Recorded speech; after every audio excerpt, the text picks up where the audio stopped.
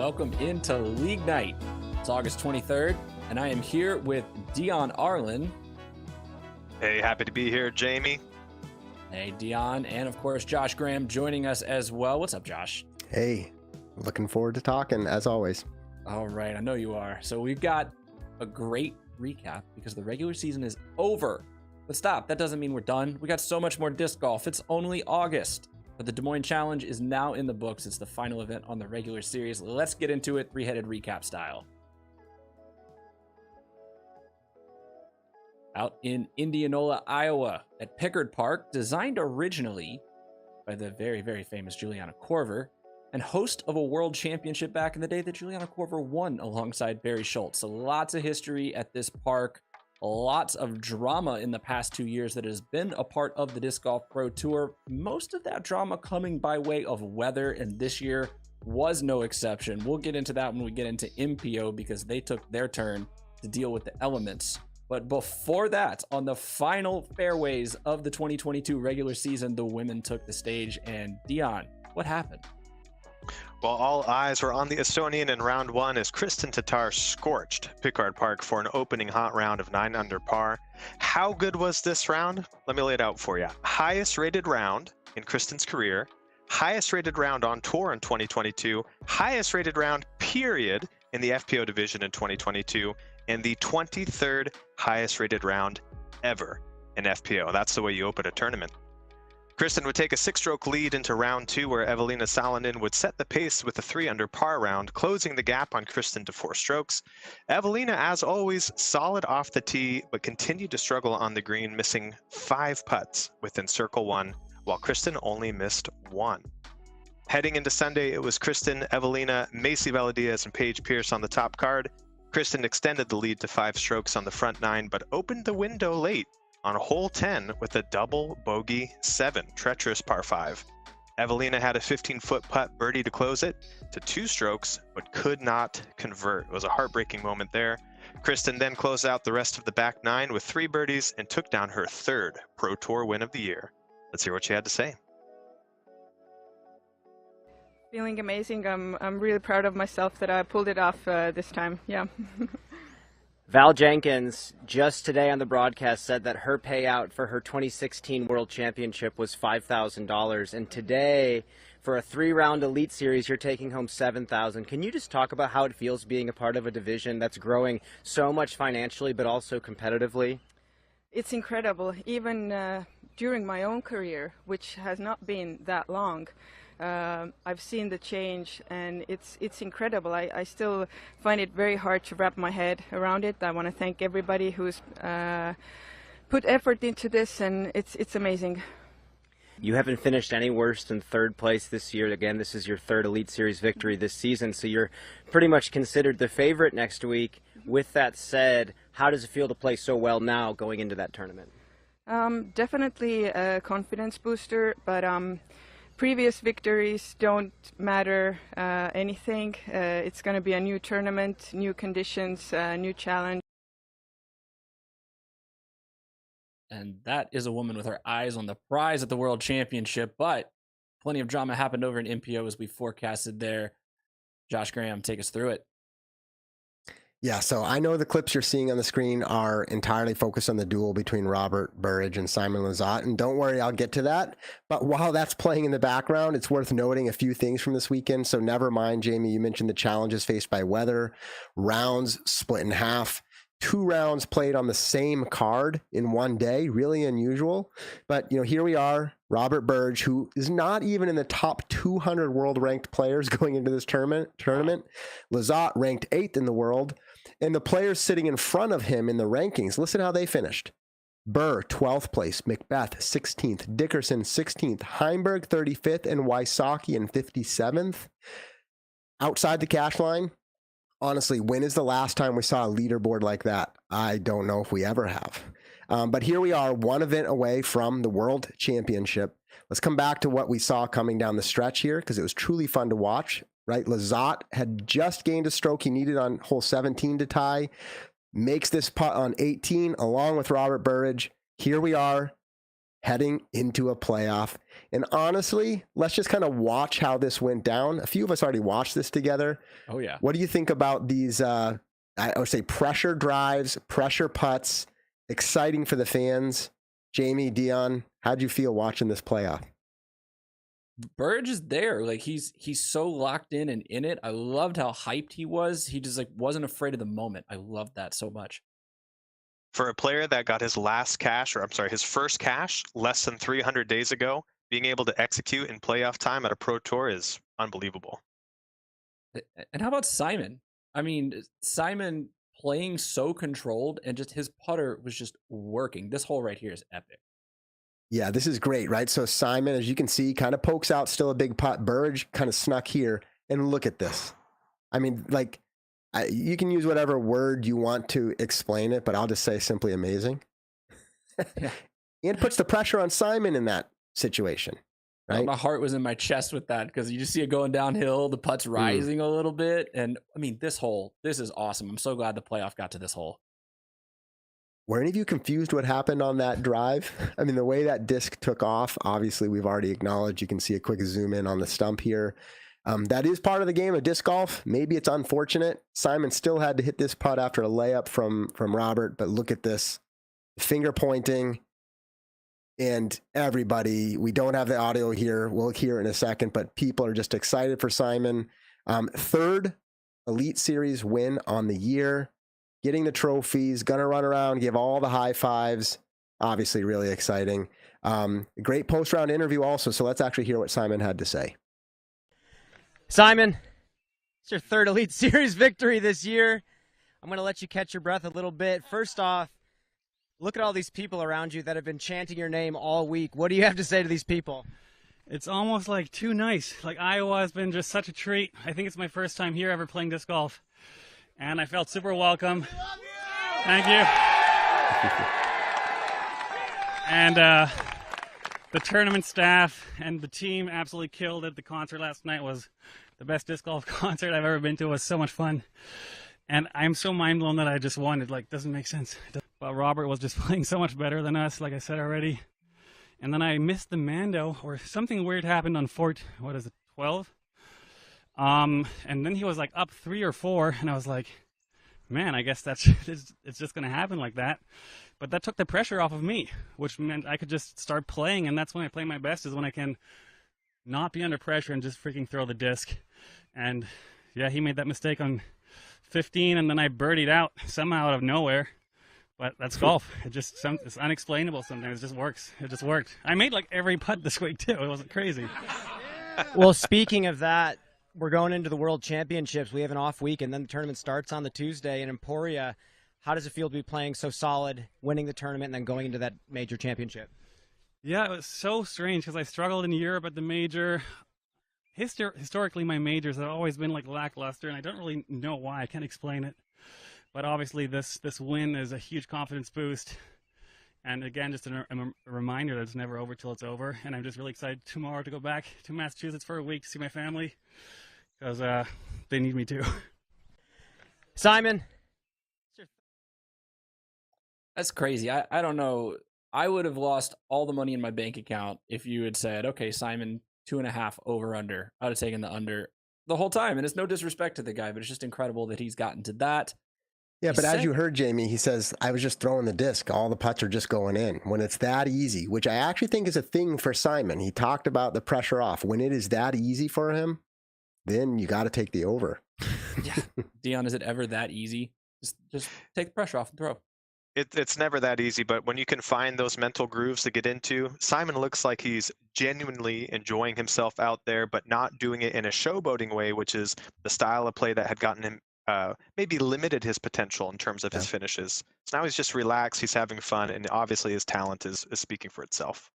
Well, and another little extra wrinkle that Simon had to deal with, you heard it in his interview right there. He talked about hole 12, and I want to drill down on this for a moment because it involves a rule change this year from the PDGA Competition Committee. 80401 mandatory routes. I know, super interesting stuff here.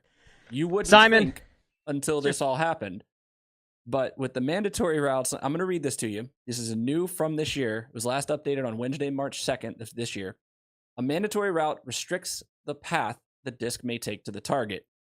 The restricted space is a vertical plane marked by one or more objects or other markers which define the edges of the space. Okay, so far so good. If part of a thrown disc clearly enters into a restricted space, the player receives a 1 penalty throw. The lie for the next throw is a drop zone that is mandated. If there's no drop zone that has been designated, the lie for the next throw is the previous lie. Now, one more part. If the thrown disc is released on the other side of the restricted space compared to the rear edge of the marker disc, the player has missed the mandatory. So, some new wording in this mandatory route. And if you were watching the broadcast on Sunday, you'll understand now, hopefully, maybe not, why all of this happened. This was really confusing to me in real time. I'm calling people, I'm texting people and saying, well, what's going on here? How is Simon Lizotte getting stroked for this? Well, as it turns out, let me break it down simply. Even if you cross correctly through the mando, and it's a double mando on 12, so imagine a gate. He passes through the gate, he hits a tree on the other side, he knocks backward across the restricted zone, outside of that gate, on the wrong side of the mando. That now, this year, is a 1 penalty stroke. And just to be blunt, for the life of me, I can't figure out how we square that with how disc golf is played. So I'm going to open it up here to Dion and Josh. Dion, I'll start with you. Your reaction to how this new rule change really played out, because it could have cost Simon the tournament. Yeah, absolutely. When they announced the rule change and it went into effect at the start of the season, I actually studied this rule in particular because it was such a departure for how the mandatory rule has been played up until this point into the game. It really is a different mental model. Instead of clearing where you think you need to fly and hitting the checkpoint and thus sort of checking, yep, I've made the mando off my list for playing the hole, it's more about not interacting with those imaginary lines, those restricted zones, and you can cross them from either side. So that line is in play 24/7, and there are some theoretical holes and mandos that could become extremely costly to players if they don't take that line into effect. So my overall analysis is totally different rule or version of the rule, impacts the way holes have been designed, and so they need to have that new rule in mind as they draw out these lines, because that line away from the mando can be put at an arbitrary angle, and if it's not clearly laid out and obvious to the players, it can sneak up on you like it did to Simon at this weekend's event. Well, and we saw that because the card took a while to figure out exactly, what was going on. They called Jeff Spring over, and eventually Joel Freeman said, hey guys, we have to make a call. And so that little nuance that you said came in there. Josh, jump in here. When you were watching this, I mean, what did you think? Did it feel right in the first place? Well, no, it didn't feel right. I think it's worth noting that I believe in the end, they probably got the correct call. And when I say correct, I wasn't there to judge where the disc actually was on the course. So that part I can't determine, but meaning they interpreted the rule correctly. Good on them. But what a confusing situation. You could tell. I mean, Simon in his interview was like, yeah, some weird thing happened, right? And yeah, I mean, the complexities of this rule don't need to be this complex. First of all, in the rule you read, Jamie, it says if part of a thrown disc clearly enters into restricted space. Well, first of all, like, what is clearly or not? That was actually up for debate, right? So was it even clear? I don't know. And then also, Dion, you talked about this, but like, what is the actual angle of that line off the mando tree, right? Is it actually 90 degrees? Because that's what the caddy book looks like it suggests, right? Or is it actually the precise angle of the mando arrow on the tree, which actually happened to point back at a slight angle? Here's the irony. I don't want to debate any of these things. That's the whole point. Simplify that rule for clarity so those things aren't a factor. The PDGA, in their communication back in March during this, did say it does not change the concept of restricted routes. It provides clarification of how it was intended to operate. I'm not quite sure if we would all agree with that. And granted, we're not on the rules committee publishing it, but it actually feels like it works against how it was intended to operate, at least from Josh's humble opinion. Glad they got the call right. But in the end, it was a 2-stroke swing. In fact, it was the only bogey of the round for Simon. Now, again, he didn't execute the throw off the drive, so a big part of this is on him. But yeah, what a confusing situation.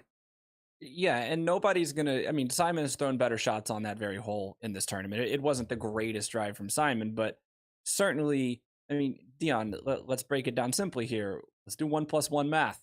He cleared the double Mando. He got through the Mando. To my understanding, Mando is short for mandatory flight route. I don't understand personally how this has to do with a disc kicking backwards and landing in a restricted zone. Is that not what we have OB for?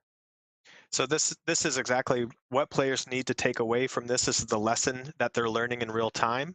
They have to change their mental model in terms of how mandatories work. It's not about clearing the gate or passing on the proper side of the tree anymore. It's about avoiding that mysterious line, that arbitrary line. If any part of your disc crosses or interacts with that line from any direction, you're taking a penalty. So players really need to be aware of that rule as they head to Worlds and they think about where those mandatories on the course are and how they're going to attack them. Because it's even if you fly on the proper side, if you're throwing the type of shot that can curl or roll or take a kick or bounce, you could find yourself in some trouble. Yeah, far be it from me. I'm sure the competition committee had long and vigorous debates about this, but to me, this just doesn't seem like a case where things are being made more clear. It was pretty simple before. There's an arrow on a tree. You go to that side of the arrow or tree or whatever it is. You go on the proper side as your disc is flying. You have cleared the gate. You are going the right way. But now there is a lot more to think about with the Mando rule. Let us know what your thoughts are. Put it in the comments below. Do you like this rule change? Do you think it adds to it? If you're still confused, as it took some time for us to sort out as well, the PDGA did put a graphic on their Instagram account back in March. Find their Instagram and scroll back. It has a lot of different scenarios of how you can be called out of bounds, including what happened to Simon back on hole 12. Hey, and Jamie, for what it's worth as a transition, because anybody who's a member of the association, Professional Disc Golf Association, interestingly enough, just on this particular day, the PDGA is starting soliciting constructive feedback, emphasis on constructive, for 2023 rule changes, right? So, hey, many of you listening and watching the show can actually contribute to try to avoid some of this type of lack of clarity or confusion for what we all want the intention of the rules to be. So, yeah, get out there, take a look, be part of the solution. Really well said, Josh. It's a member-driven organization, and we're all part of it. So let's make it what we want to see in the future. Moving on, we have the regular season is in the books, but that does not mean that the drama is over. We're going to get to Worlds in just a second, but before we get there, we need to look at something that's new to our tour this year. Now that we're a combined tour, and the Pro Tour is doing something brand new, and that's a playoff. So, if you're unfamiliar, here's what's going on this year. The Green Mountain Championship and the MVP Open at Maple Hill are now playoff events. So there will be a qualification standard. It is the top 100 men and 50 women that will be invited to the Green Mountain Championship to play after the World Championships. Those will be a 1.25 point factor, meaning 125 points for the winner of those events. So a little more on the line there. And then they'll do the same thing down at MVP. It will cut to a smaller field. And ultimately, what we're trying to get to is that final 32 MPO players and final 16 FPO players that are going to play at the Tour Championship in Charlotte later this year. Now, as we're looking through our UDIS stats here, we're noticing some interesting storylines, some players that still have quite a bit to play for, even if they're not guaranteed a spot right now. I just want to point out a couple of names on the MPO side that are outside of that play-in mark for the Pro Tour Championships. Chandler Fry, first out right now. He's about a point shy of that bubble line. Eagle McMahon, Austin Hannum, Casey White, Gavin Babcock, Nate Sexton. Some pretty big names here. What's standing out to you, Josh? Let's talk about this a little bit. Yeah, so I'll react to the names as well because I'm looking at the same exact list, of course. But just a reminder that when we talk about these points, you mentioned postseason, which is an awesome thing to talk about in disc golf. We haven't quite had that before. Playoffs, right? So there will be a lot of new excitement, but points in general, just as a reminder as well, Jamie, right? We talked about the championship, earning a bye in the later round, but don't forget there are other things, especially when you look down the points leaderboard. Player of the Year, Rookie of the Year, Most Improved, next year's All-Stars, even things like tour cards, which are becoming more valuable to the players. And so there's a lot of reasons to follow the points and see what's happening, as we call it, at the bubble. And so, right, they're interesting names. Eagle McMahon, who some people want to rank as still one of the best in the world, especially the way he showed up and played at the European Open. And he's technically on the bubble. He's not even qualified for a play-in event. Now, granted, would most of us probably pick and expect he'll earn enough points at Worlds to get in? Yes. But it's interesting to look down the leaderboard and say, Eagle McMahon is not in. And yeah, some of those other names, here's what makes it exciting. Most of those other names are probably not any of our top picks for Worlds or even within the playoffs themselves, but it adds drama. It's an additional storyline. You can look down the leaderboard and see some of them. Every stroke will matter at GMC. Every stroke will matter, at Maple Hill. And the more you can look at the points and see the players jostling, I think it's exciting. I may have a couple other names I'll mention, but I'll toss it back to either of you to elaborate on any other things you see. Well, Dion, let's take this point about Worlds here. Worlds, of course, is a major, so that's 150 points on the line for the winner. So the highest stakes of all go to our majors, as they should. Let's throw out a couple names. We talked about Eagle McMahon. We talked about Nate Sexton. Who do you like, Dion, for a chance to make their biggest move at majors? We know they historically both play well when the lights are the brightest. Yeah, Nate had a interesting season last season. He didn't perform all that well on some of the regular season stops, but then he showed up in a big way at the majors. So if he repeats that success this year, he's going to find himself in good position and more than likely qualifying into the playoff position and hopefully make then the cut at the Tour Championships. Players like Eagle, I have no doubt, are going to perform well and also be in the contention. I just want to say I am a huge fan of this move to the playoff format and giving the players all across the leaderboard something to play for and be excited about. It's going to create lots more drama, a lot more tension. And as we sort of follow the event as a whole, watching the points shake out and seeing who has to still compete, and you can't give up at any point during the tournament if you want those points coming into this postseason. Yeah, it certainly can't be all about wins anymore for a lot of these players. I think every single point matters. Another thing to point out in this is there is going to be a play-in. I know this is a long time away. We'll keep you updated as we get closer, but there will be 5 players who are going to play for 2 final spots into the Tour Championship. So if you're on the MPO side, you're actually looking at the top 36 players, not that 32nd spot. And they will be in that play-in. For the women, it'll go from 20 down to 16. So, Josh, we talked about a couple more names. You said you had some. I'm looking at a guy like Evan Smith, who played well all weekend at Des Moines, and he suddenly has a chance to be inside this cut line. Yeah, there's the thing about points is there's all different ways to accumulate them. Obviously, it's all about performance, but you can have somebody who rides just below the radar and then has one really good event, and next thing you know, they qualify. And then potentially next thing you know, right, they hit a hot streak in the championship and they become a big name. So there's a lot on the line for players like Evan Smith. On the flip side, not to really rain on anybody's parade, but man, the tour is getting so competitive and points really shines an interesting light on ways to see this. Scroll down the board to people who are well outside of the bubble, and you're going to see a lot of names you recognize. I'm not going to go through the list, but unfortunately, again, not to point it out, but it's intriguing. Last year's championship winner, Nathan Queen, is in 90th place, right? So virtually probably impossible to come back up the leaderboard in the point standings.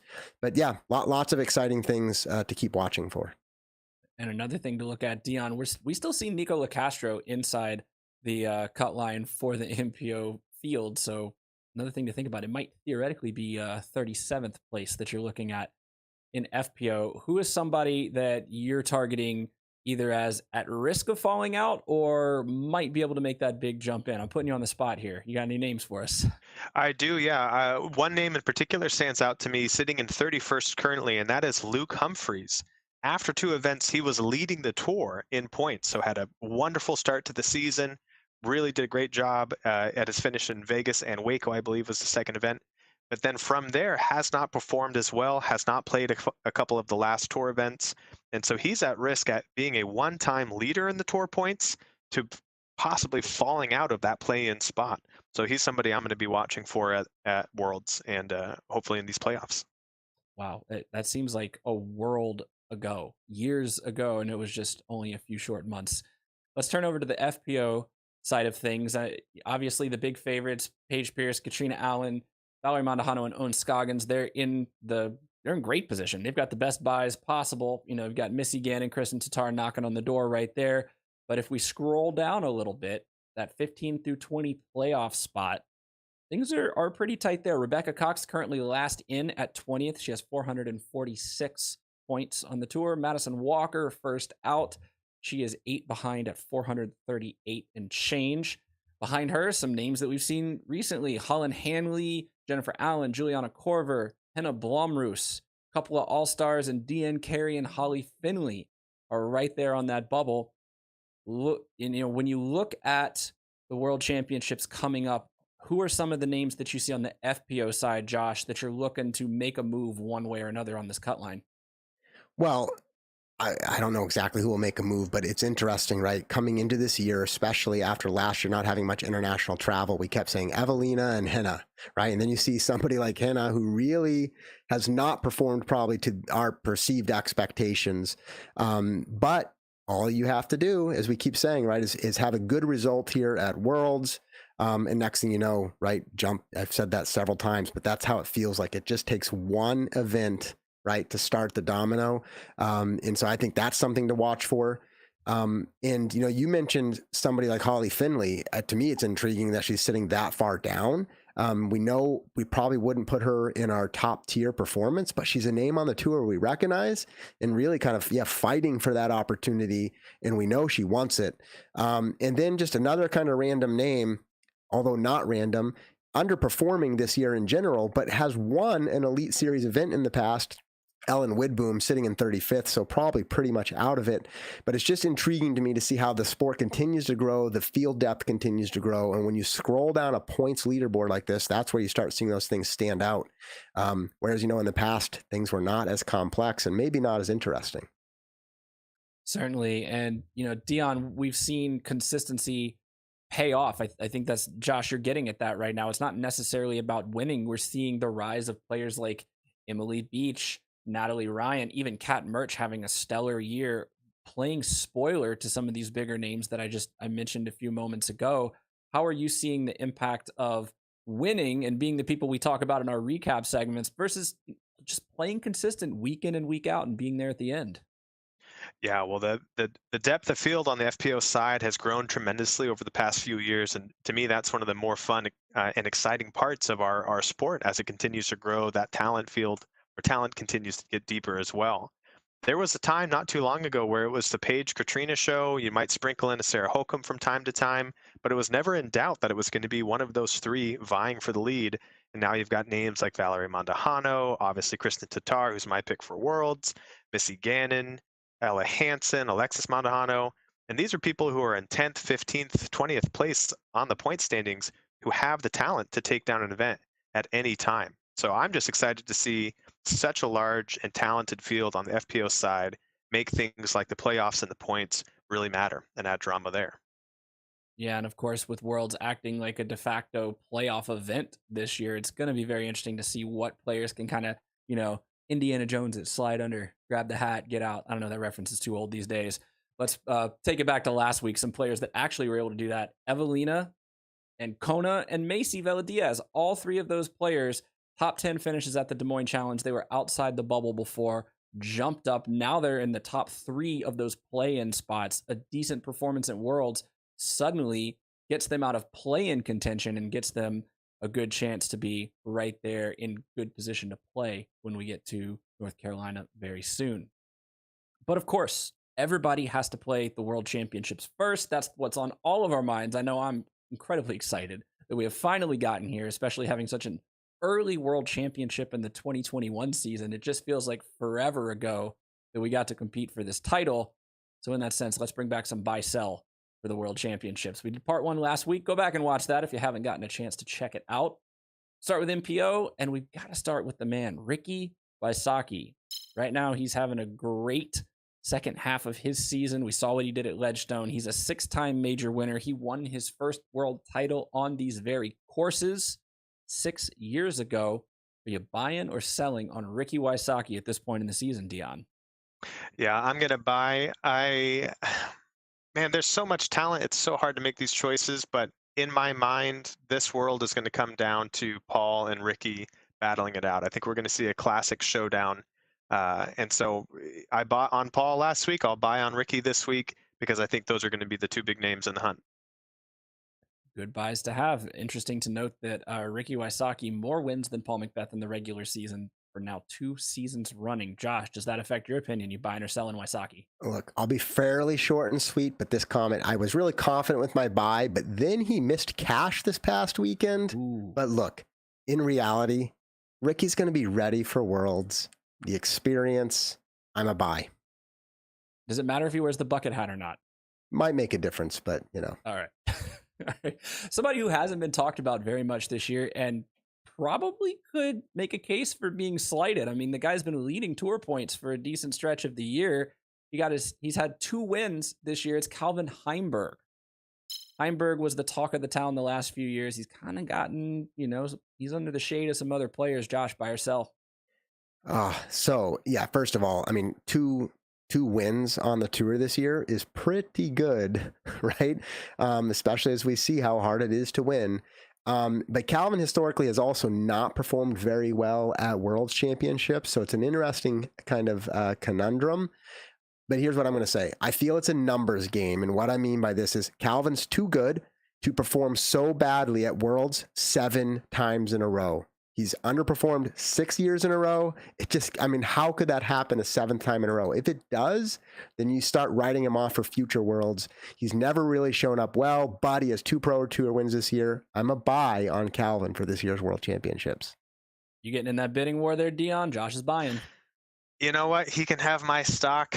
I like Calvin's game for Emporia, but he was 10th at DDO. And as you said, he has underperformed at World Championships historically.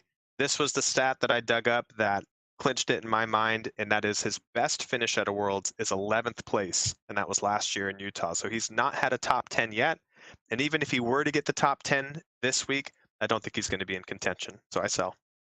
All right, split decision on Calvin Heimburg. Moving on to, we talked about consistency in the last segment. Somebody who's been consistently there, but maybe not threatening for the win as the tournaments come to a close is Kevin Jones.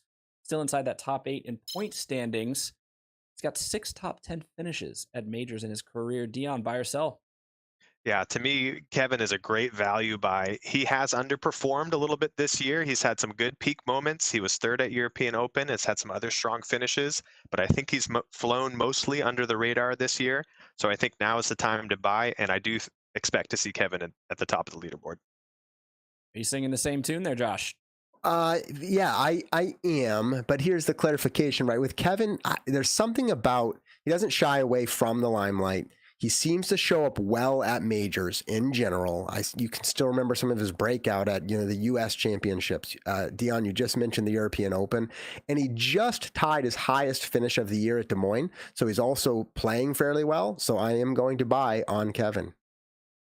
Kevin's just a gamer. I'll never forget the way he came into the sport at the major at USDGC and just shocked. So probably a good buy there. We'll see what happens. How about the defending world champion? James Conrad probably hasn't had the season that you would want to have when you're, ramping up to a title defense here. But nevertheless, he's coming in confidently to this event. Josh, are you confident in the defending world champ? All right. So yeah, defending world champ, so much admiration for his game. James very much has a history of showing up at majors, even when he has an underperforming season. Great historical finishes at Worlds, but call it a gut feel. This year has been rough for him. There is pressure to being a defending champ. I think James probably lets that roll off his shoulders, but I'm not sure it completely rolls off. And so overall, it kind of hurts me to say this, But I am a sell. I just don't think we're going to see him on the top of the leaderboard at the end of 5 rounds. Dion, James Conrad, buying or selling? Unfortunately, I'm with Josh on this one, and unfortunately for James's sake. So I'm going to sell as well. He's not having the greatest season. And if apart from his win at Worlds, he's actually had sort of a medium 2 season. So obviously the world title being the highlight, and I think with his incredible holy shot that we all got to witness last year, puts him in a good position mentally for people who are speculating at performance. So I think I'm going to sell and let all the fans take the buy on that one. All right, let's move over to the FPO division. We have somebody who's already won a major this year, but she's missed quite a bit of time here and there. Maybe a little roller coaster season. Fair enough to say. Dion, are you buying or selling on Hailey King for Worlds? Yeah, in our FPO section, I leaned really heavily into consistency and into stability. And Hailey has had just too much of an up and down season this year for me to be comfortable with the stock purchase. So I'm going to sell for Hailey. Josh, All agree right. or disagree? I disagree, but maybe not so confidently. But look, she's not having a great year overall. I don't know how to put my finger on it. Right, her headspace seems a little better to me. Maybe learning some new discs overall, but for Hailey, it always seems to come down to her mentality. Like, that's just my opinion. Obviously, there's a skill in learning discs, but like where she is at mentally. And so I actually wish I had a way to get inside information on where she's at, but I'm thinking she'll be good to go. The question is, can she hold it together for 5 rounds? But with that being said, I'm taking the risky buy.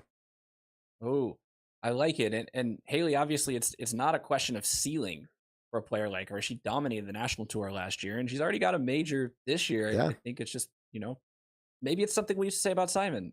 Is it going to be this week? Is this going to be the week? So interesting to watch Hailey King. Another kind of roller coaster year. KONA PANIS. Obviously, you got big contract, a lot of expectations, a lot of weight on her shoulders as she's kind of the face of the franchise in the FPO division. Josh, are you buying or selling as KONA PANIS goes back to Dynamic Disc headquarters in Emporia? All right, so I'm rooting for Kona big time. She had some recent posts about, sports therapist, right? She's clearly taking it serious, and she obviously has some skills. We just saw her perform in the top 10 last weekend. And not to pile on, but I am going to sell. I don't see any reason to buy, even coming off that hot final round at Des Moines. I hope she proves me wrong, but I'm selling.